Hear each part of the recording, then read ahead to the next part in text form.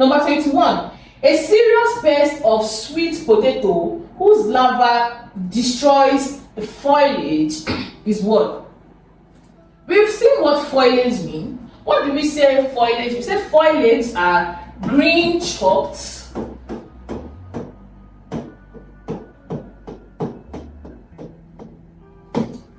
now. The emphasis of it green. Now, what part of a plant is green? The leaves. So I'm talking about the leaves. The leaves. So another way I can restructure this question is that a serious pest of sweet potato whose larva destroy the leaves. This is what you have to break down. You have to break down your question so that you can understand what they are trying to ask. So now that I've restructured my question that, okay, what particular pest will destroy the leaves of sweet potato, we can now even start.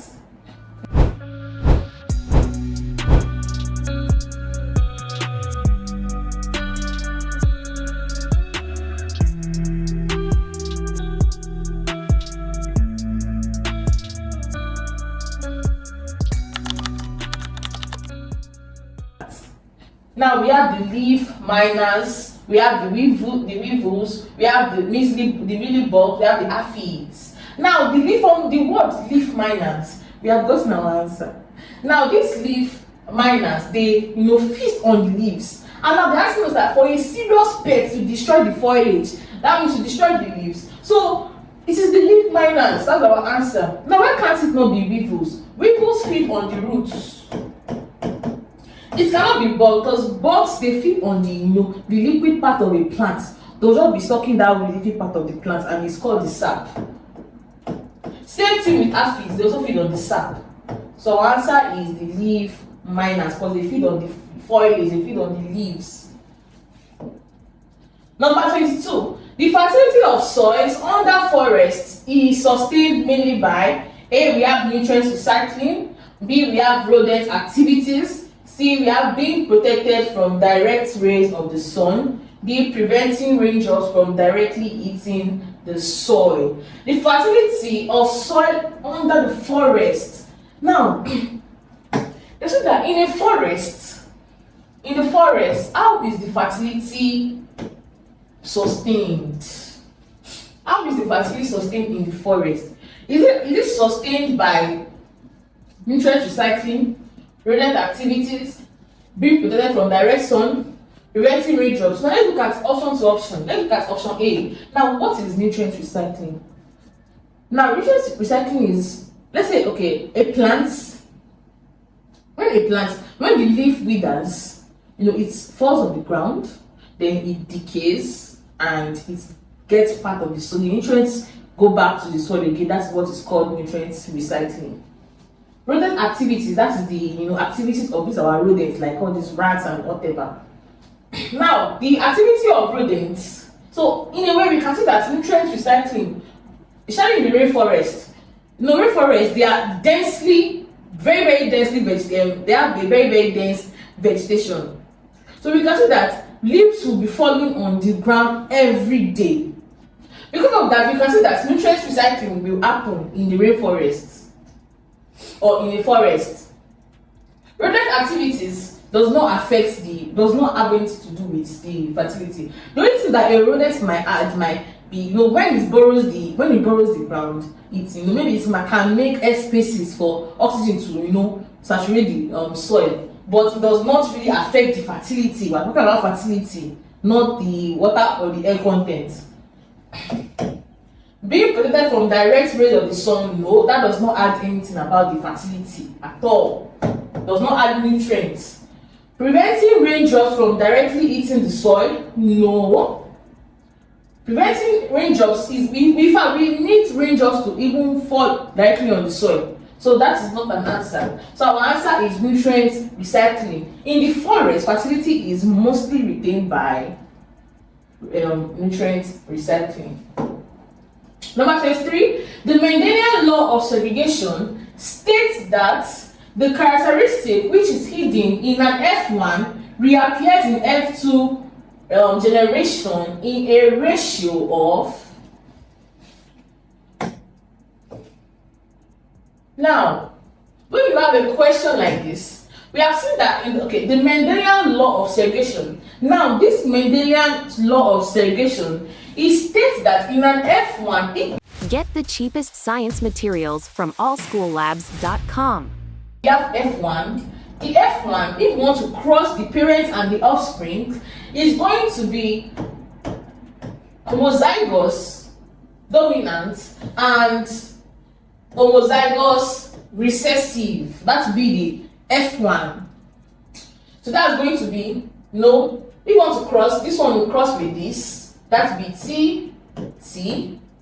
This one will cross with this one too, that's T, T. This one will cross with this.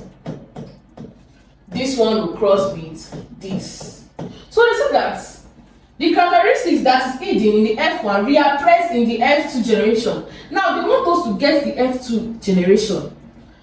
Now the way you can get the F2 generation is by taking the offspring and crossing them. That's how we get F2 generation. F2 generation is gotten from crossing picking two of the offsprings and cross from F1 and crossing them. That means if we pick two offspring from this, we can say we'll now cross this one and this one. Let's cross it. That's be this one with this one. That's go back to this TT. This one and this one TT. This and this TT and this and this TT. So we have gotten the F2 generation. Now they said that the characteristics which is hidden in F1 reappears in F2 generation in the ratio of, now the characteristic that we have in the F1 is we have the homozygous and we have the homozygous T, and we have the homozygous dominant and the homozygous recessive. So at the end of the day, this carries the dominant T, this one also carries the dominant, this one carries the dominant, and this one carries the recessive. So if we want to write it in ratio, we can say 1, 2, 3. Look at that, we are going to represent as this will be the 1, this will be 1, this will be 1, this will be 1, this will be 1. So the total ratio will be over 4. So we can now say that how do we want to now ratio over 4? How is it? So it's going to be 3 of them will be dominant. Then we have just 1 recessive. That's 3 ratio 1. And if we add it together, it will give us our 4 that we have here. So because of that, we can say our answer is 3 ratio 1, or we can also put it as 1 ratio 3, which means our answer to be option C. Number 24. The breed of sheep that can be found throughout of Nigeria. We have the Yankasa, we have the Uda, we have the West African dwarf sheep, we have the Balami. This Yankasa is found around Nigeria. The Uda is found in the north. This is found in the south, and this is also found in the south. So this makes our answer. We will say the one around Nigeria. So the one that is found around Nigeria is this Yankasa.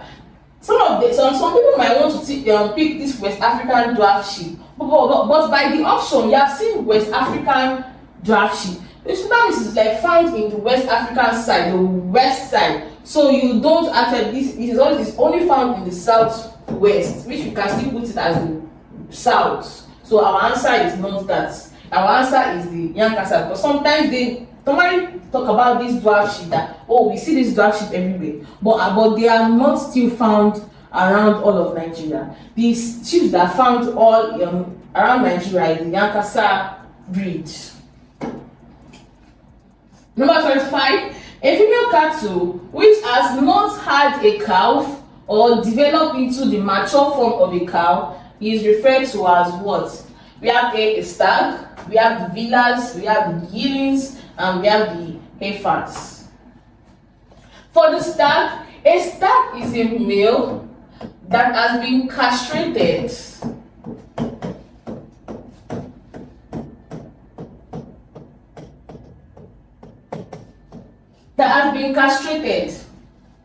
Villas are young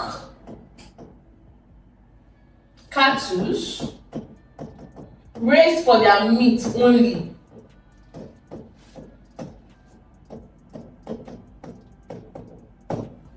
These yearlings are the 1 year old. They are 1 year old cattle. Now the heifers, they are female cattle that has not given birth. Run quick tests and analysis. Visit analysis.africa. That is why when you're answering a question, you have to know the meaning of the options. You have to know the meaning of the options so that you can get your answers from these options. Now, they asked us that the female cat, okay, a female cat does not had a calf. What is a calf? A calf is a young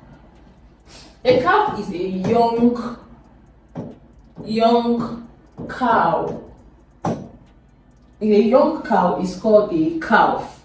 So they say that, or we can say a young cattle. The young cattle is a calf. So they're asking us that a female cattle that has not given birth. Now, I said here that stag means a male that has been castrated. Villas means young cattle that are raised for meat, they are meat only. This is that veal. They call that what they call the meat. Now, yearling said these are the spelling of this one is meant to be R. They are called yearling. Now, these ones, they are just 1 year old cattle.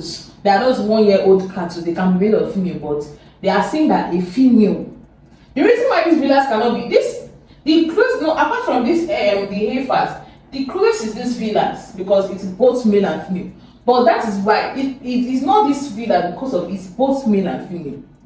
That's why our answer cannot be these villas. Because after these heifers, the next one that can be our answer is the villas. But that's not our answer. Why? Because they are young. And young cattle, they have not given birth. But they are saying villas are both male and female. So that this one cannot be our answer.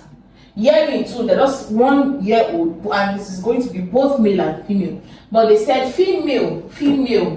Now that's when we have the heifer. Now the heifer, these ones are females that have not given birth, and they said that has not had a calf. So our answer is option D, the heifers. Number 26. Which of the following farm animals is considered as monogastric? What is monogastric? Monogastric means that they have only one stomach.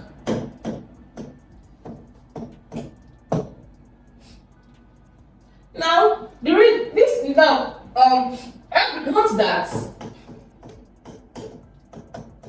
all herbivores have more than one stomach.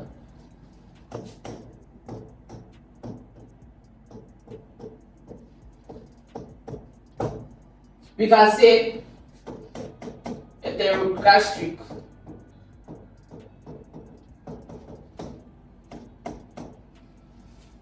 So now that we have said that monogastric means one stomach, and I've said note, all herbivores have more than one stomach. That means that from this option, we have to pick the ones that are not herbivores, because herbivores have more than one stomach. Don't forget, they are ruminant animals. Goats is an herbivore. Pig is not an herbivore. Cow is an herbivore. Sheep is also an herbivore. Why? They feed on plants. They feed directly on plants. They feed directly on plants. So this is why the goats, the cow, the sheep, they are not monogastric. They don't have only one tummy, one stomach. But the pigs are not herbivores. So because of this, they have just only one stomach.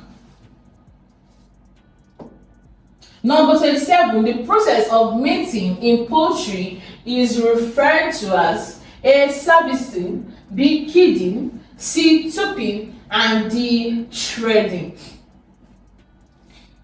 Now, what is servicing? Servicing is the general mating term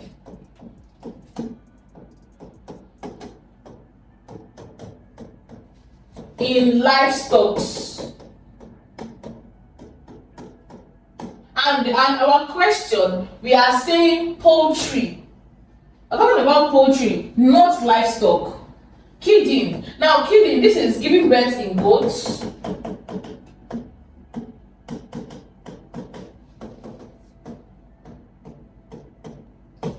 Tuping is mating in sheep.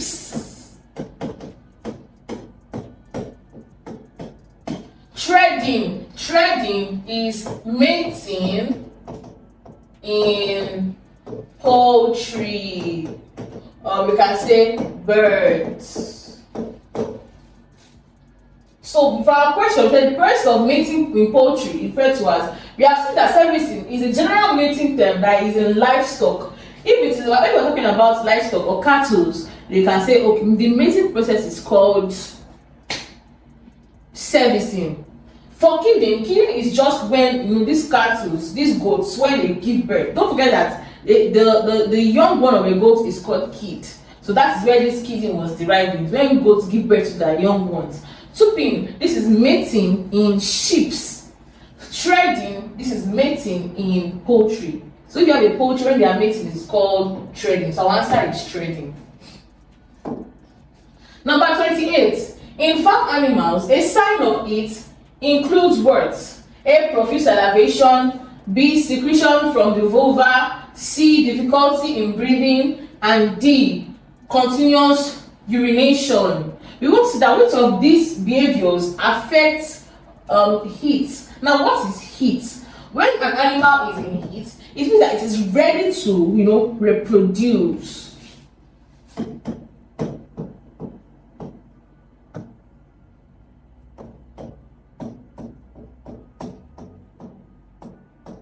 So when these farm animals are ready to reproduce, they exhibit some characteristics. They exhibit some unique characteristics, some unique behaviors.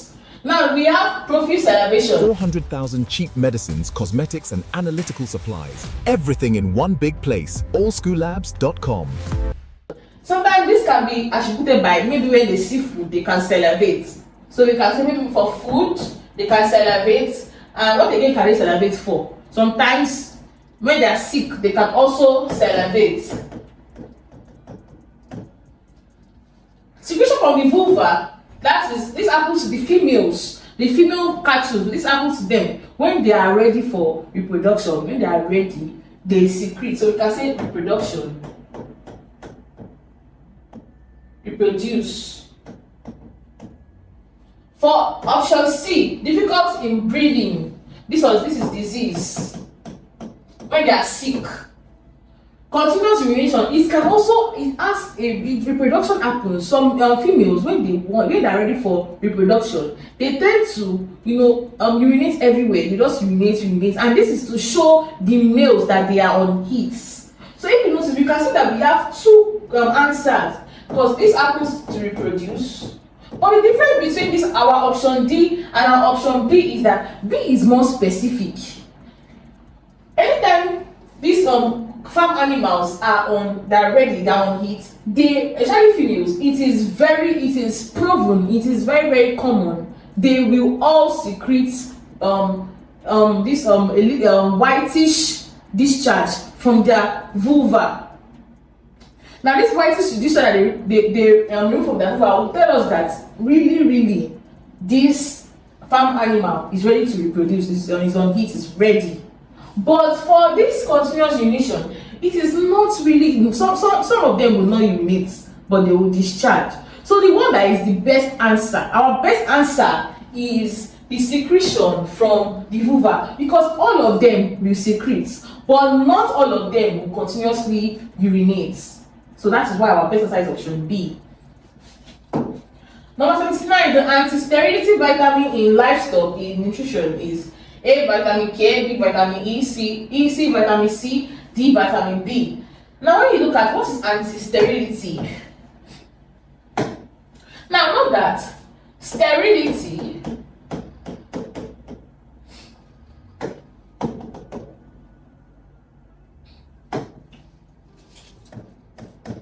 Sterility is the opposite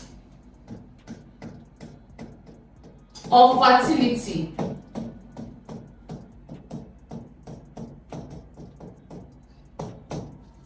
When someone is sterile, it means the person is not fertile. So we are being asked here that the when they now add the prefix anti to this sterility, they're talking about, they're asking that what vitamin will cause fertility. Now, don't forget that anti is to negate this sterility. So when you put this sterility means when someone is non-fertile. But now when you now add anti to it, that means anti-sterility. Which one makes you not to be sterile? So that's what the question is saying. Which vitamin in livestock nutrition will make them not to be sterile, to be anti-sterile, to not to be sterile? That means to be fertile. Vitamin K. Vitamin K is for blood clotting. Vitamin E is for fertility. Vitamin C is for immunity. And we can see that vitamin B is for metabolism.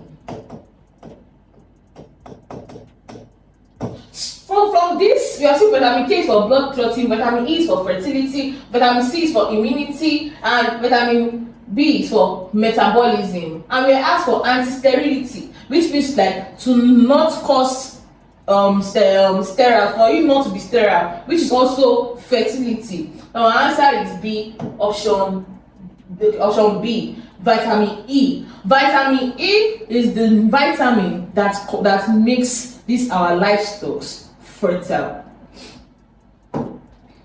Number 30, the relative humidity in an incubator is usually set at we have 10 to 30%, 40 to 60%, 70 to 80%, and 90 to 100%. Now, in an incubator, there is a percentage that it must be. Now, if the humidity is from just 10, don't forget that humidity is what's humidity? It's just the amount of water that is in the atmosphere. So you're saying that the amount of water vapor that is in that particular incubator, what's the percentage? Now, this one is too low.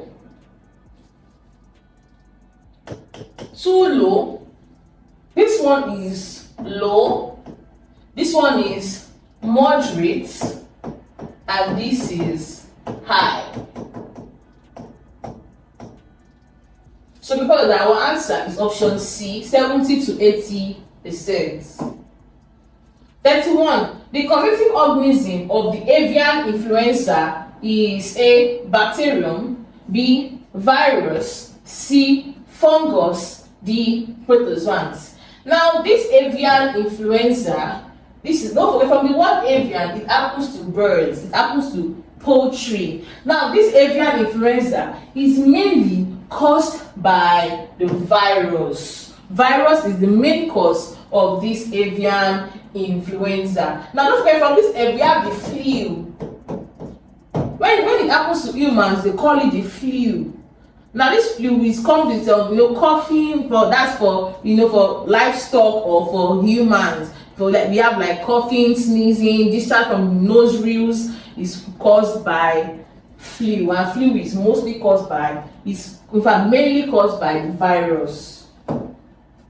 Number 32. The introduction of proper plankton species into the pond is referred as. Now, what's the introduction of what are planktons? Now, planktons these are like microscopic. Can be microscopic, they might not. But these are they are the list of the food chain in these water bodies.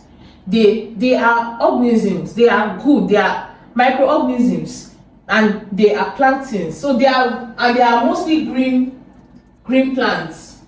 So we're saying that the introduction of proper plankton, which means that the good planktons species into the pond, is referred to as. Now, don't forget that they added the word proper.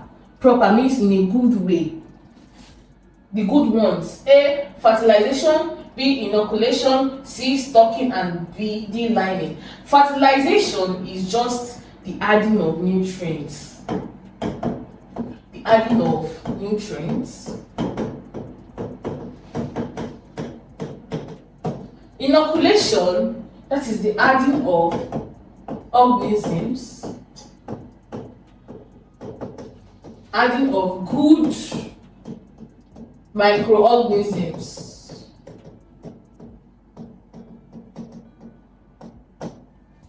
Stocking is the adding of fish.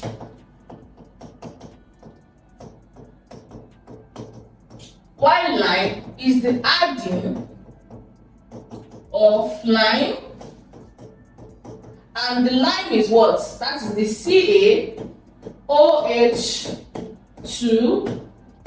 Why? To decrease acidity.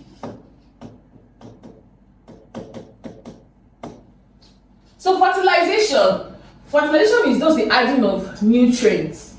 Inoculation is the adding of good microorganisms. And we said that plantings are microorganisms that are found in the water bodies, and they are the least in the pyramid. Stocking is the adding of fishes. Now when you add fishes to maybe a water body, you can add a particular kind of fish. Maybe it can be because of you want them to predate on a particular species that is too populous, so you can do what they call stocking. Liming is adding of lime. Lime is CaOH2, and this one is added. It is alkaline, and it's added in an acidic pond to balance the pH of that pond. Number 33, selection based on the performance of ancestor is referred to as what? Run credible medical tests and chemical analysis here, from malaria to HIV tests. Selection based on the performance of the ancestor. Now we have the group selection, B we have the pedigree selection, C we have the progeny selection, and D we have the line selection. We're talking about the family selection. The selection based on groups. Pedigree is based on the ancestors.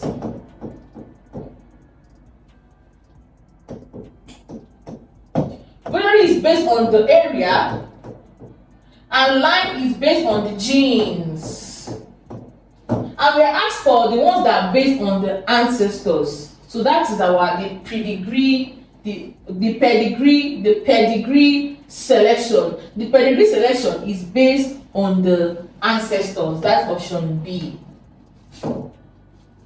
Number 34, the most important of all the factors of production in the crop farming is A, we have labor, B, we have capital, C, we have the land, and D, we have the management. So out of all these factors, which of them is the most important? Which of them is the most important? Now let's look at labor.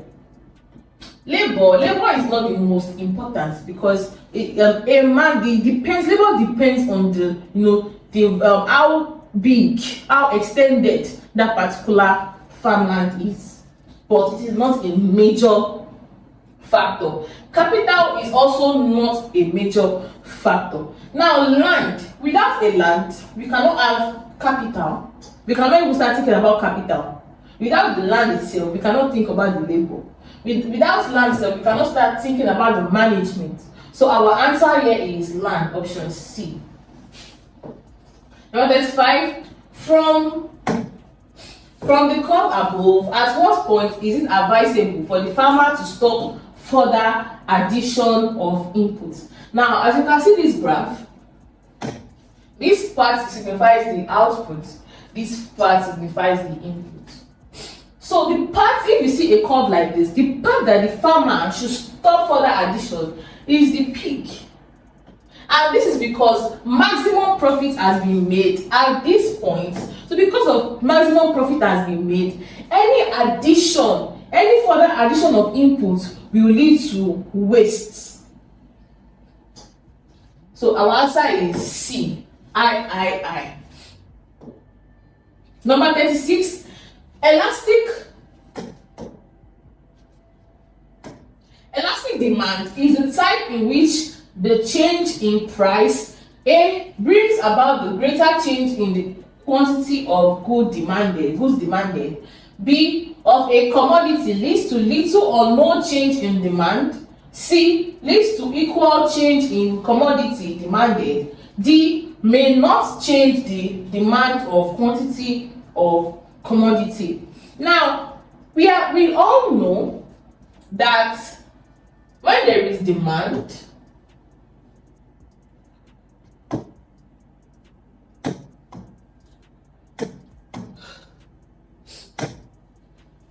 let's know that price will always affect the demand directly. The price is always directly proportional to the, or inverse proportional to the demand. So this means that if the price goes up, demand, so it's inversely, price and demand, they have an inverse proportionality. If price goes up, demand will come down. But when price comes down, demand will go up. For example, let's say I want to get a biro. Now, if that particular pen is being sold for maybe 200 naira, the amount of people that are going to want to get it will reduce. But if you just compare it with another seller that is selling it for just 10 naira, the demand there will be higher. So because of the lower the price, the higher the demand. The higher the price, the lower the demand. So let's look at this. So the elastic demand is a type in which a change in price now brings a greater change in the quantity. Quantity demand. This is correct. By this analogy is correct. Let's look at option B. Of a commodity leads to little or no change in demand. No, it's not lead to a little or more. It's going to lead to a very, very great change in demand.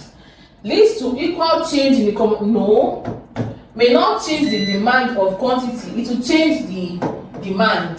So our answer is option A. It brings about greater change in quantity of goods demanded. Price and demand is very, very volatile. It can affect immediately. It's going to cause a very great change. Number 37, farm labor is usually measured in terms of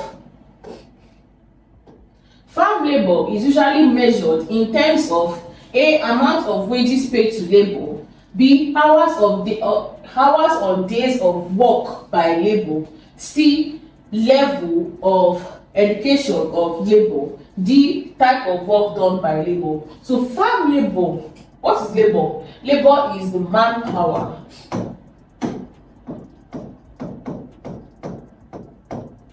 Is usually measured in terms of, so this manpower that we have in our farmlands, how do we measure it? Now, it is being measured. Is it being measured by the amount of wages paid? No. Is it being measured by the hours or days?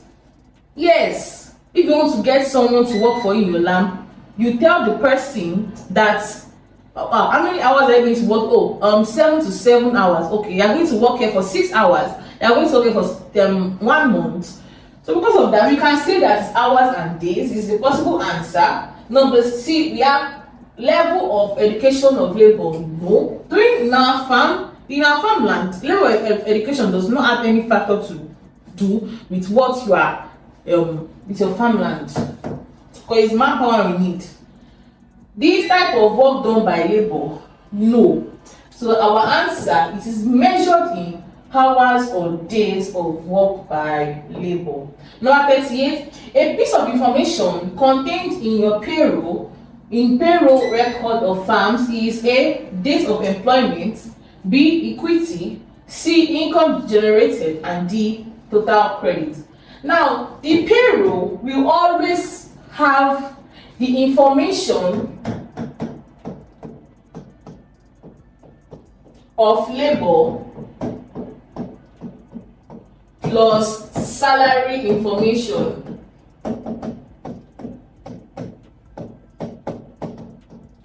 So a payroll record is you always have the information of the person that was employed, also with the salary that that particular employee is collecting, whether on wages basis or monthly basis. And we have this days of employment. So now I think that which piece of information is made. So we have really grouped into these two. So we want to like look for which part of these four can come under these two. And we have the dates of employment. Now, date of employment is part of the information of the person, because you have to put that when this person employed, because we need it in at the end of the day, it is needed for the salary information. So we can see that this one will actually be included in the payroll. Equity is just the the finance. Has to do with the finance, and the finance does not have anything to do with the payroll. The payroll is strictly for about the employees, but equity has to do with the finance, so it cannot be in the payroll. Income also is finance, cannot be in the payroll. Total credit also is also finance, it cannot be in the payroll. But this one is about the employee, so it can be found in the payroll. So our answer is A, date of employment. Number 39, retailers may create artificial scarcity of goods by A, price hiking, B, hoarding, C, underproducing, D, processing. Retailers, artificial scarcity. Now when you price, now what is price hiking? Price hiking is when you increase the price. Now when you increase the price, does it mean that the goods are going to be scarce? No. Price hiking does not mean that the goods will be scarce. So this is not our answer. Hoarding. Now what is hoarding? Hoarding, another word for hoarding is hiding. Now, let me explain this in a real life case where hoarding can happen. Now, hoarding can happen in a way that, for example, let's say in this season, fishes or a particular species of fish is very rampant in my area, in my pond. Then I decide to fish it. I get fishermen to fish this particular fishes. Then I decide to roast it. Then after I roast it, when you roast it or when it's sun dried, it can last. Then after I go to store it and I wait for everybody to finish eating this species of fish. Then at the end of the day, maybe like after like 6 months or 11 months or 12 months, then 1 year, when everybody has finished eating their own fish, I now bring out my own and I can decide to sell it for times 10 of the former price. Why? Because it is no more in circulation again. That is what hoarding is. Now, I said something. I said I can increase the price times 10 and people will still buy. Yes, because of monopoly. So because of this, I can say that this hoarding can create an artificial scarcity of goods, because it is artificial. Because I did it myself.